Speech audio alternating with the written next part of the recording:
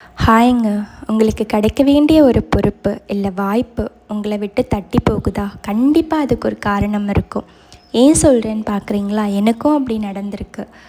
என்னால முடியும், எனக்கு அந்த தகுதி இருக்கு அப்படின்னு நெனச்சு, எனக்கு அந்த வாய்ப்ப தரேன்னு சொன்னவங்களே கொஞ்ச நாள் கழிச்சு, எங்களால முடியல, ஐம் சாரி அப்படின்னு சொல்லிட்டாங்க. என் கூட இருக்கிறவங்க எல்லாருமே அத நெனச்சு ஃபீல் பண்ணாங்க. "நீ இவ்ளோ ஹார்ட் ஒர்க் பண்ணியுமே அந்த அந்த பொறுப்பு உன்கிட்ட வந்து சேரலையே" அப்படின்னு சொன்னாங்க. நான் அவங்கக்கிட்ட சொன்ன ஒரே விஷயம், எனக்கு இது வந்து சேரலைன்னா, எங்கள் அப்பன் முருகனுக்கு இது பிடிக்கல, அவர் என்கிட்ட இதை வரவிடாம பண்ணியிருக்காரு அப்படின்னு தான் நான் சொன்னேன். அப்போ எல்லாருமே ஒரு மாதிரி தான் என்னை பார்த்தாங்க. ஏன் இந்த பொண்ணு இப்படி சொல்லுது அப்படின்னு சொல்லிட்டு. பட் நான் அவரை நம்பினேன்.